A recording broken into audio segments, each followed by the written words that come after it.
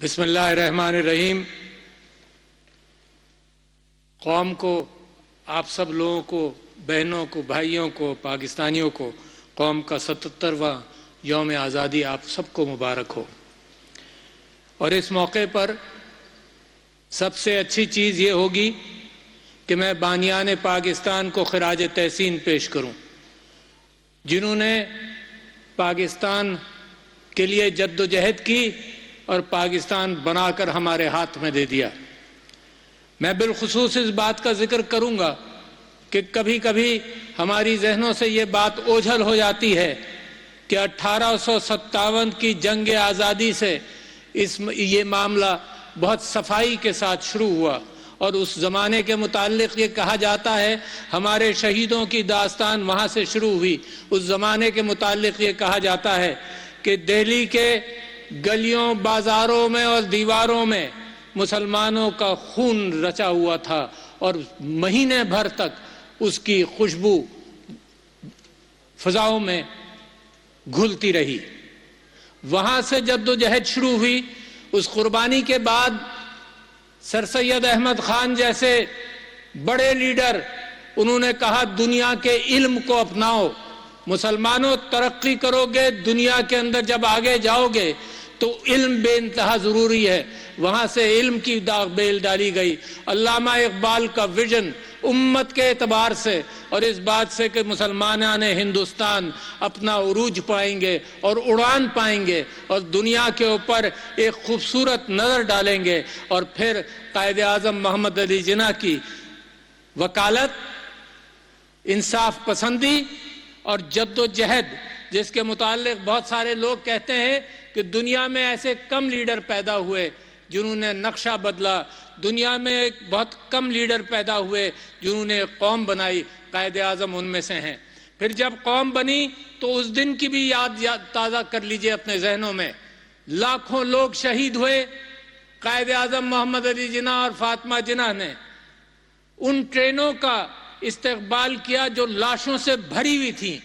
उस दिन की कुर्बानियाँ, उन दिनों की कुर्बानियाँ, ये वो पाकिस्तान के बनाने वाले थे जिन्होंने आपके लिए राहें हमवार की। ये याद दहानी इस वजह से ज़रूरी है कि जब हम पाकिस्तान की तामीर कर रहे हैं और कभी कभी एहसास होता है कि आजमाइशों में हैं, तो कम से कम अपनी याद को ताज़ा करें, अपनी उस ताकत को जो जहनी ताकत है और अपनी उस जुस्सू को मज़ीद मुस्तहकम करें। मैं समझता हूँ कि ये वक्त फिर बहुत ही अच्छा है कि जिन लोगों ने शहादतें दी 1857 से गिने और आज भी गिने, और आज भी मेरे फौजी, मेरे सिविलियंस, मेरे लोग पाकिस्तान के लिए मुसलसल शहादतें दे रहे हैं। आज भी ये याद रखें कि दहशतगर्दी की जंग के अंदर कम से कम 1 लाख जानें हमने अल्लाह के सामने पेश की। तो ये खून का जो रिश्ता है इस्लाम के साथ और पाकिस्तान के साथ, ये खून, ये लाल रंग जो है, ये इस मुल्क को, मेरे मुल्क को हरा करता है। लिहाजा इन सब की कुर्बानियों को मैं खिराज तहसीन और खिराज अकीदत पेश करता हूँ, दिल से पेश करता हूँ। ये चीज़ याद रहनी चाहिए।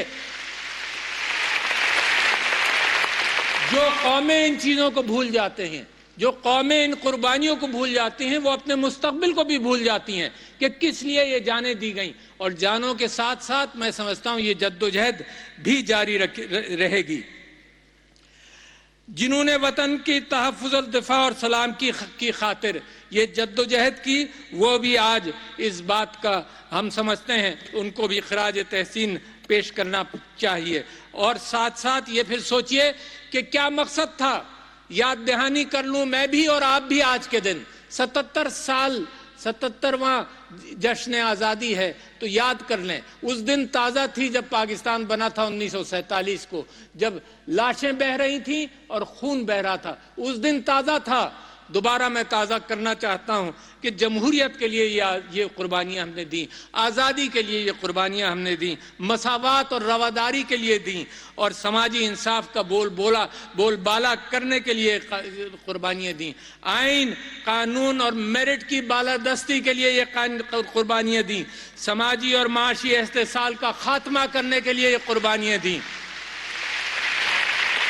बुनियादी हुकूक की जमानत, शख्सी आज़ादियों के लिए ये कुर्बानियाँ दी, अदलिया की आज़ादी और कानून की नज़र में बराबरी के लिए दी, और कौमी यकजहती और इत्तेहाद का फ़रोग़ देने के लिए दी। लिहाजा आज मैं मुसलमानों को याद दिलाना चाहता हूँ कि कुरान की दूसरी सूरत अलिफ लाम मीम इस बात को पूरा कर देती है कि अगर इस रास्ते पर चलोगे तो तुम्हारी फलाह होगी, और वो उम्मत मुस्लिमा का रास्ता है और वो पाकिस्तान का रास्ता है। ज़रा मेरे साथ 2 मिनट इस रास्ते पर चलिए और देखिए कि अल्लाह क्या कहता है, अल्लाह क्या चाहता है, और मैंने और आपने क्या करना है। सबसे पहली बात अल्लाह ताला फरमाता है ज़ालिकल किताबु ला रैब फीह। बात वहाँ से शुरू होती है जहाँ से सच्चाई से शुरू होती है। अल्लाह कहता है इस किताब में कोई झूठ नहीं, और मेरा और आपका ईमान इसके ऊपर है। फिर अल्लाह ताला फरमाता है लिल मुत्तकीन, ये हिदायत है उन लोगों के लिए जो अल्लाह से खौफ रखते हैं और अल्लाह के बताए हुए रास्ते पर चलने को तैयार हो। ये बता दिया कि ये हिदायत किसके लिए है, और बच्चों आप भी सोचें और बड़े आप भी सोचें, बुजुर्गों को भी मालूम है। हुदल लिल मुत्तकीन अल्लज़ीना युमिनून बिल गैबी, के ईमान लाए वो मुत्तकी जो ईमान लाए गैब पर, क्योंकि अल्लाह है भी और मेरे दिल से करीब है, मेरे हर रुए रुए में भी है और नज़र भी नहीं आता, और यही वो है कि गैब पर ईमान लाता है। तो हर मुसलमान गवाही देता है इस बात की कि उसका अल्लाह पर ईमान है। बात शुरू होती है फाउंडेशन से कि किताब सच्ची, अल्लाह पर ईमान लाए, गैब पर ईमान लाए, और फिर वयुकीमून सलाता। पहली बात आती है कि क्या रास्ता क्या है, रास्ता कहाँ से मिलेगा। जो लोग नमाज कायम करते हैं, और बच्चों और बड़ों इस बात को जहन में रखो कि ये नमाज सिर्फ रिचुअल नहीं है, ये नमाज ये दिन में 20-25 मरतबा मैं अल्लाह ताला से दुआ करता हूँ, उन कलमात के बीच में जो अल्लाह की तारीफ में और अल्लाह की बड़ाई के लिए बयान करता हूँ, उसके बीच में मैं कहता हूँ कि इहदिना सिरातल मुस्तकीम, अल्लाह मुझे सीधा रास्ता दिखा।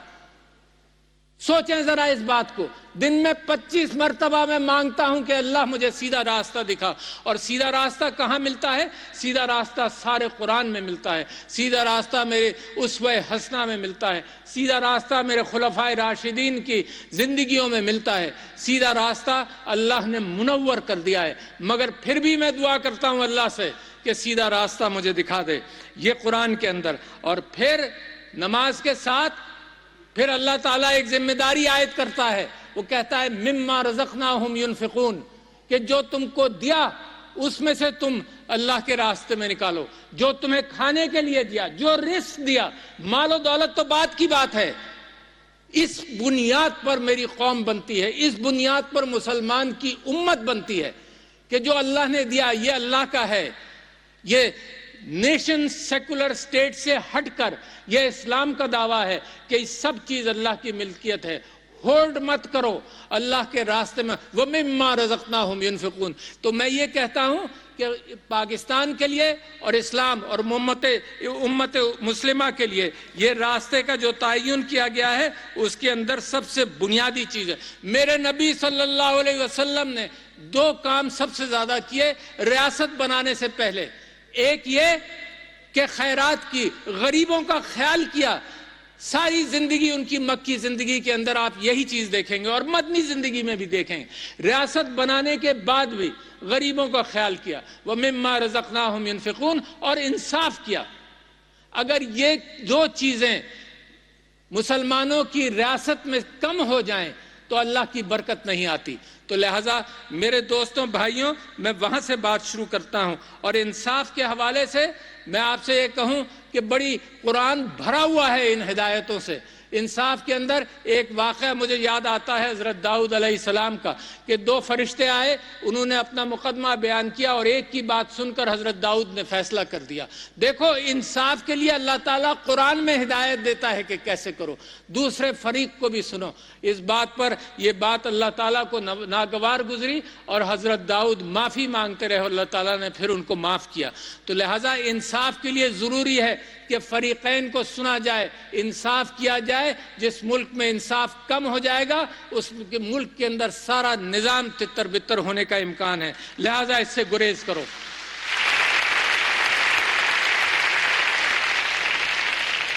मैं आपको ये बताना चाहता हूं कि कायदे आज़म मोहम्मद अली जिन्ना ने, मैंने आपसे जिक्र किया अल्लामा इकबाल, सर सैयद अहमद खान, फिर जब पाकिस्तान बना तो कायदे आज़म मोहम्मद अली जिन्ना क्या कहते हैं, ये मैं पढ़कर सुनाना चाहता हूँ। अहम कलमात हैं उनके। वो कहते हैं कि इस्लाम हमारी ज़िंदगी और हमारे वजूद का बुनियादी सरचश्मा है। हमने पाकिस्तान का मुतालबा ज़मीन का एक टुकड़ा हासिल करने के लिए नहीं किया था, बल्कि हम एक ऐसी तजुर्बेगाह हासिल करना चाहते थे जहां इस्लाम के उसूलों को आजमा सके और इस्लाम कायम करें। यह इस्लामिया कॉलेज में 13 जनवरी 1948 को कायदे आज़म ने फरमाया। तो मैं ये समझता हूं कि बदकिस्मती है कि हम इस रास्तों से अगर दूरी करेंगे तो मामलात खराब होंगे। कायदे आज़म ने क्या फरमाया? कायदे आज़म ने कहा, जौबरी वाली बीमारी से निकलो, नेपोटिज्म, अकरबा परवरी से निकलो, मेरिट को फरोग दो, इत्तेहाद करो, आपस में समाजी और माशी इंसाफ करो। मैं ये समझता हूँ कि इस्लाम की बताई हुई अक़दार को हमें अपनाना चाहिए, और अगर आप इस्लाम की बताई हुई अक़दार को अपनाते हैं तो मेरी उम्मत में मेरे नबी सल्लल्लाहु अलैहि वसल्लम ने और खुलफाए राशिदीन ने इसकी ज़िंदगी भर मिसाल दी। मेरे नबी सल्लल्लाहु अलैहि वसल्लम पेट पर पत्थर बांधते थे, लोगों को खिलाते थे। मेरे खुलफाए राशिदीन ने मुसलसल इस बात का एहतमाम किया कि लोगों के अंदर वो हमदर्दी रहे, गुर्बत का खात्मा हो। सबसे बड़ी बात कि गुर्बत के खात्मे की कोशिश की। जब मालो दौलत आता था तो एक एक दिन के अंदर लाखों दिरहम बांट दिया करते थे। बीबी आयशा रजी अल्लाह अन्हा के पास लाखों दिरहम आए, सारे दिन में बांट दिए। कोई बैंकों का तस्वुर नहीं होता था, यकीनन बैंक भी जरूरी होंगे, मगर एक दिन में बांट दिए। रात को उनकी उन्होंने मुलाजमा से पूछा कि कुछ है खाने के लिए, तो मुलाजमा ने कहा कि एक दिरहम भी अगर आप रख लेती तो रात का खाना हो जाता। ये हैं वो लोग जिन्होंने पाकिस्तान की दाग बेल डाली, कभी इसको भूलना मत। ये हैं वो लोग जिन्होंने मुस्लिम उम्मा को दिखाया कि गरीब परवरी करो, लोगों का ख्याल करो। रियासत तो बाद में आई है, रियासत तो सिर्फ इस बात का एहतमाम किया है कि कुरान ने और अल्लाह ने आप लोगों से क्या चाहा था। मैं आपसे ये कहना चाहता हूं कि गुर्बत का एक खात्मा दो चीज़ों से आम तौर पर होता है, और दुनिया ने इस पर अमल किया, क्योंकि मेरे मुल्क के अंदर गुर्बत के हवाले से मुझे और आपको मुकाबला करना है। आप हैं एलीट, मैं आपसे ही इल्तिजा करूंगा, आप करेंगे एहतमाम इस बात का, गरीब नहीं करेगा, आप करेंगे। गरीब सिर्फ आवाज उठाता रहेगा, तकलीफ का एहसास दिलाता रहेगा, मगर आप करेंगे। और कैसे करेंगे? तालीम की बोहतात करेंगे। हर शख्स, हर बच्चे को स्कूल में भेजेंगे। और आज मैं इयादा करना चाहता हूं इस बात का कि 2,70,000 बच्चे 2,70,00,000 बच्चे पाकिस्तान में स्कूलों के बाहर हैं। 2,70,00,000 बच्चे स्कूलों के बाहर हैं। कैसे पाकिस्तान की तैयारी होगी? और जिसको इसकी मिसाल इस तरह से जोड़ता हूं कि जो लोग टैक्स देते हैं वो भी महदूद हैं, तो लिहाजा जो टैक्स देते हैं, मरात याफ्ता तबका टैक्स देता है जो, और जो बेचारे सैलरीड क्लास टैक्स देते हैं, वो बोझ उठाते हैं उन लोगों का जो टैक्स चोरी करते हैं। तो आप चंद एलीट, छोटा फीसद, चंद फीसद एलीट, क्या ये बोझ उठा सकते हैं इस मुल्क का, जब आप बाकी कौम को अनपढ़ छोड़ दें? तो लिहाजा मैं समझता हूं गुर्बत से निकासी का बुनियादी मामला इस बात का है कि बच्चों को स्कूल में भेजा जाए, उसके लिए एक अलग गुफ्तगू हो सकती है। दूसरी बात, जिन कौमों ने मुल्कों को गुर्बत से निकाला है उन्होंने अच्छी सेहत का एहतमाम किया है। तो मैं ये चाहता हूं कि कौम का फोकस अच्छी सेहत पर आए, और अच्छी सेहत के लिए बेहतरीन रास्ता वो है जो प्रिवेंशन का है, जो एहतियात का है। और आपने कोविड के अंदर देखा कि जब मेरी कौम नियत कर लेती है कोई काम करने का तो मेरी कौम उसमें सुरखरू होती है। बराबर के ममालिक में बेइंतहा अमवात हुई, मगर मेरी कौम ने जब जस्तुजू की और सब ने मिलकर और अल्लाह से रास्ता जोड़े रखा तो मेरी कौम के अंदर अमवात कम हुई। सेहत के अंदर प्रिवेंशन, तहारत, एहतियात बेइंतहा ज़रूरी है। लिहाजा ख्वानदगी और सेहत के मसाइल बड़ी अहमियत रखते हैं, मगर ये भी याद रखिए कि कुछ इंडस्ट्रीज और कुछ एरिया ऐसे हैं जो तरक्की करना चाहिए, जिनको ज़राअत के अंदर, आईटी सेक्टर्स के अंदर। मगर मैं ये भी बताता चलूँ जहाँ इसकी ज़रूरत है कि ज़मीन के अंदर जो अल्लाह ने दौलत पैदा की है उसको निकालें, मगर सबसे ज़्यादा ज़रूरत इस बात की है कि जो इंसान के दिमाग में दौलत है, दुनिया आज इसकी कदर करती है। अगर यहाँ पर मुसलमान और पाकिस्तानी अगर इस बात का एहतमाम कर ले कि दुनिया के अंदर इंसाफ का, दुनिया को दिखाए कि इस मुल्क के अंदर इस्लाम के पैरोकार हैं, हम इंसाफ करते हैं, तो सारी मालो दौलत मैं कसम खा के कह सकता हूं अल्लाह का वादा है कि आपके कदमों में पड़ी होगी। इसका इंतजार आपको नहीं करना पड़ेगा। बस ये याद रखिए कि इस वक्त नेशन सेकुलर स्टेट के अंदर इखलाकियात, एथिक्स और मोरालिटी का फौदान है। इस वजह से दुनिया में आज भी जंगें जारी हैं और आज भी क़िताल है। और मेरा कुरान और मेरा अल्लाह कहता है, इंसानों के लिए कहता है, सिर्फ मुसलमानों के लिए नहीं कहता, कि अगर एक इंसान की जान बचा ली तो समझ लो इंसानियत की जान बचा ली, अगर एक इंसान गलत कत्ल हुआ तो समझो इंसानियत कत्ल हुई है। मैं जो आपसे बात करना चाहता हूं उसके अंदर एक बड़ी चीज़ यह है कि मैं आजकल के सियासतदानों से और स्टेक होल्डर से ये बात करना चाहता हूं कि अफ़ और दरगुजर, फॉरगिवनेस को अपनाओ। मेरे नबी सल्लल्लाहु अलैहि वसल्लम ने आखिरी खुतबे में कहा कि मैं अपने कत्ल माफ़ करता हूं, यहां तक कहा। मईशत के लिए उन्होंने कहा कि मैं कर्जा माफ़ नहीं होगा, क्योंकि मईशत चलती कर्जे की बुनियाद पर है, मगर लोगों के अंदर मुनाफरत कम करने के लिए उन्होंने अफल दरगुजर के हवाले से कत्ल माफ़ किया। और मैं समझता ये हूँ कि ये जो मेरी मुल्क की डिमांड है मेरे लोगों से और लीडरान से, वो ये है कि इकट्ठा हो जाओ। कौन कहता है कि किश्ती के अंदर हर सिमत को चलाने के लिए लोग मौजूद हों तो किश्ती चलेगी? कौन कहता है कि कई ड्राइवर गाड़ी में मौजूद हों तो गाड़ी चलेगी?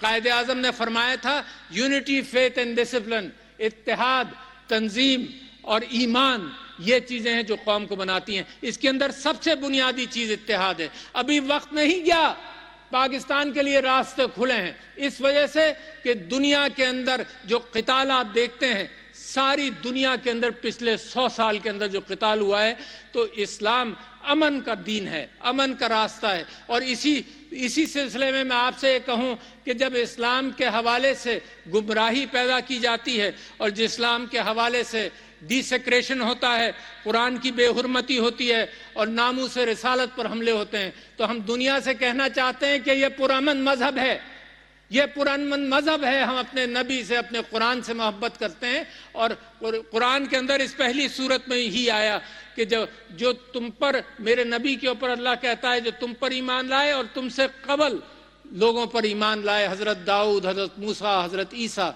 तो हम तो कदर करने वाले लोग हैं और अमन चाहते हैं। इस दुनिया में जहां ग्लोबल वार्मिंग हो रही हो, इस दुनिया में जहां और मसाइल बड़े पैदा हो रहे हो, इस दुनिया में जहां इंसानियत खुद खतरे में हो, उसके अंदर बजाय इसके कि मुनाफरत फैलाई जाए, इस दुनिया के अंदर मोहब्बतों को फरोग देना पड़ेगा। और इस्लाम वो वाहिद रास्ता है और पाकिस्तान उस रास्ते को, मेरा ईमान है, उस रास्ते को पाकिस्तान मुनव्वर करेगा। मैं चंद चीज़ों से मजीद आपकी तवज्जो दिलाना चाहता हूँ।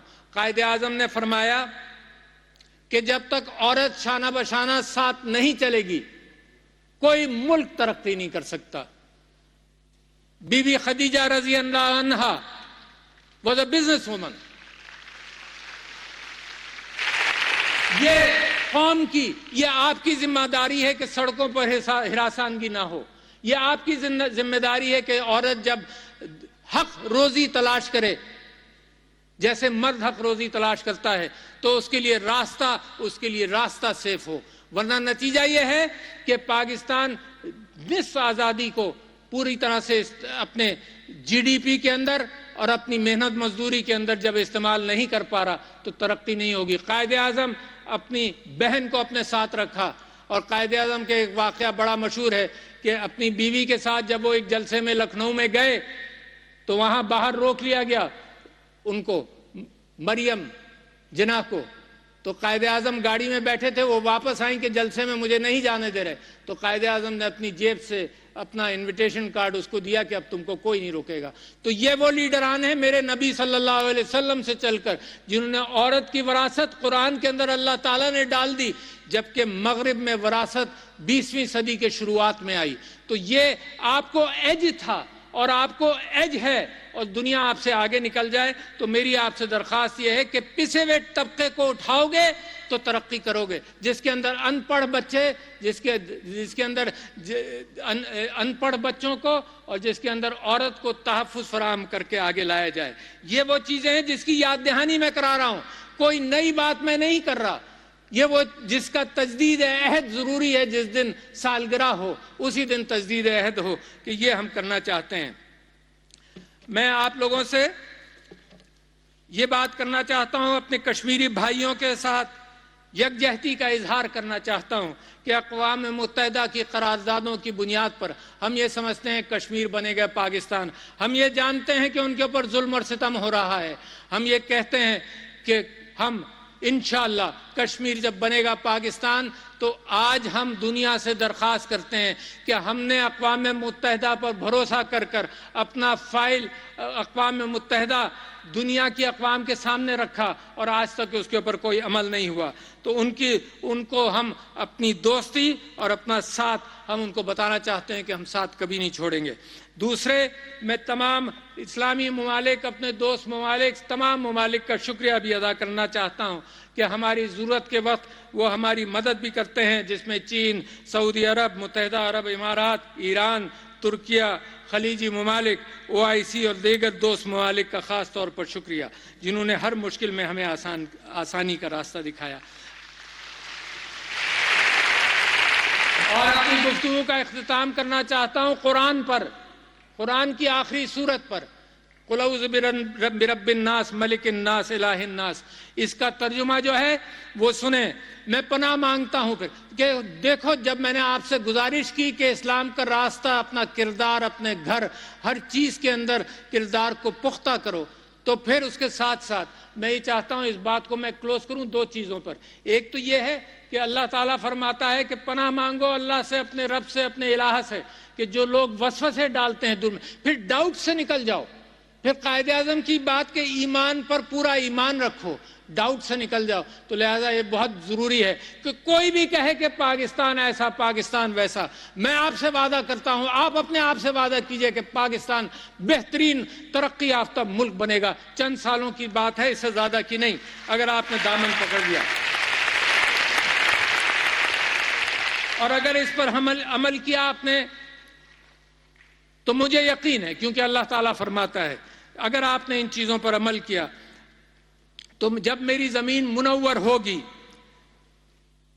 जब मेरे लोगों का सूरज चमकेगा और जब इफ्लास मिटेगी, जब मुल्क में मोहब्बतें बढ़ेंगी, जब तालीम सबको मिलेगी, जब इंसाफ का बोलबाला होगा, जब आइन का वादा पूरा होगा, तब अल्लाह बशारत देता है कुरान की दूसरी सूरत के अंदर, उलाइका अला हुदम मिर रब्बिहिम व उलाइका हुमुल मुफलिहून, कि ये वो लोग हैं जिनको अल्लाह की हिदायत पहुंच गई और ये वो लोग हैं जिन्होंने फलाह पाया। तो जब अल्लाह की बशारत होगी तो मैं यकीन दिलाता हूं आपको कि आज भी मेरी आवाज़ निकलती है पाकिस्तान के लिए, पाकिस्तान पाइंदाबाद, मगर जब हर दिल और ये आवाज़ ज़्यादा ज़ोर से निकलेगी और हर दिल की आवाज़ और मज़ीद गूंजेगी और मेरा रुआं रुआं पुकार पुकार कर कहेगा और ज़ोर से कहेगा, पाकिस्तान पाइंदाबाद। शुक्रिया।